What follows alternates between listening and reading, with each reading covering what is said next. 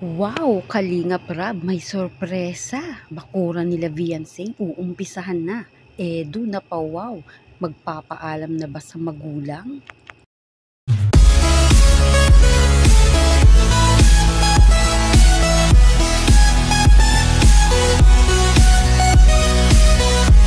Nako, si Edu na pa wow, magpapaalam na nga ba ito si Kalingap Edu sa magulang ni Viancy? Tara, alamin natin. Kamusta po mga kalingap? Muling nagbabalik ang inyong lingkod mini vlog. Naghahatid ng update tungkol sa mga kalingap. Kung bago ka pa lang sa aking channel, mag-subscribe na at huwag kalimutang mag-like para lagi kayong updated sa aking mga video. Tapusin po muna natin ang video bago po tayo magkomento. Patuloy po natin din na suportahan ang founder po ng Kalingap na si Kuya Val Santos at Kalingap Rab.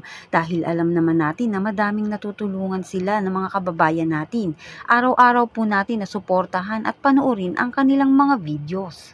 Dito muna tayo mga Kalingap. Matutuloy na ba ang kasalang EDSI? Pabor po ba kayo sakaling maging ganun ang desisyon nila na kasalan na mga kalingap? Alam naman natin mga kalingap, sakaling yan man ang mangyari, alam ko na wala namang hahadlang dito nga po sa EDSI, dito kay Kalingap Edu at kay Viancy sa mga ganyang usapan. Lalo na kung titingnan natin na ito nga pong si Kalingap Edu, alam natin na handang-handa ng lumusong sa pag-aasawa. Ngunit alam natin na di pa ready si Viancy. Marami nga po pang mangyayari dahil iba pa po ang nais nga ni Viancy. Kung baga, ini-enjoy pa po ni Viancy ang mga natatamasa nila at ng kanyang pamilya sa ngayon. At alam natin na nais nga po ni Viancy makapagtapos nga po muna ng pag-aaral at lalo pang matulungan ng kanyang pamilya na maiahon nga po ito sa kahirapan. Lalo na ngayon, si Kalingap Rab, marami nga pong ibinibigay na opportunity dito nga po sa Kalingap Angels na gaya na lang ng sa Velvet Box Jewelry na sila nga po ay isa nga po doon at sasahuran din po sila.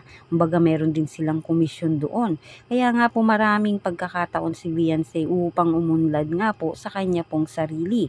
At kung nandyan man si Kalingap Edu at handa naman pong si Kalingap Edu na mag-antay dito nga po kay Viancy. Dito naman tayo si Edu. Di na matiis itago ang relasyon nila ni Viancy. Mukha nga pong aamin na nga po itong si Edu dito nga po sa mga magulang nga po ni Viancy. Nais nga po ni Kalingap Edu na sabihin nga po kung ano man ang relasyon nila ni Viancy. Alam naman natin na ang magulang ni Edu ang magulang nga po pala ni Viancy hindi tututol dito nga po kay Kalingap Edu. Alam natin yan dahil si Kalingap Edu ay isa rin sa pinagtitiwalaan ng magulang ni Viancy. Pagdating nga po rito kay Viancy, nakikita nila na mabuti nga pong tao itong si Edu.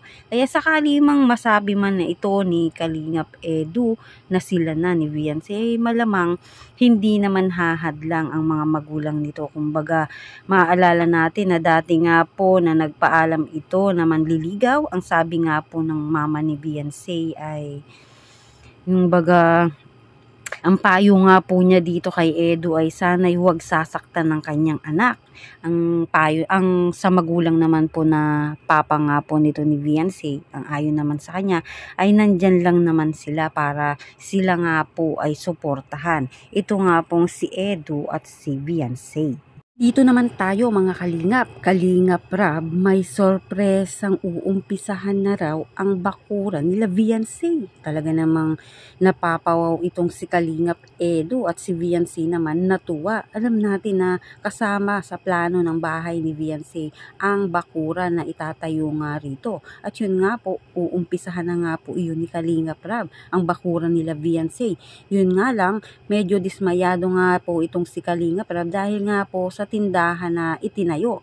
Ngunit hindi pa naman po yun talaga totally natatayo, ay buti na lang ay naagapan. Kaya po gagawa na lang po iyon ng solusyon o paraan ni Kalingap Rab. Wala naman tayong magagawa dahil andyan na po iyon. Safety nga po ng pamilya rin ni Viancy, lalo na kung minsan si Viancy po ay mag-isa lang sa kanilang tahanan.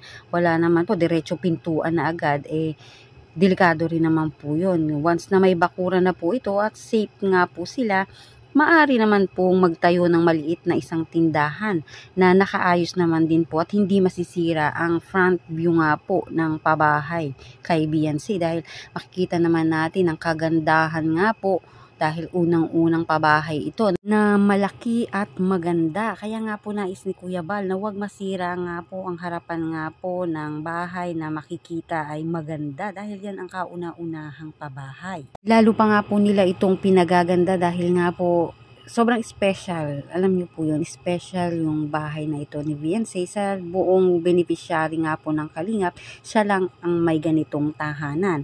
Karamihan nga po ay hindi naman po to story. Kaya siguro hindi naman masama na magkaroon at itayo ang tindahan. Pero syempre, siguro mas gusto po nila na yung uunahin natin ay bakuran at pwede naman pong isingit ang tindahan.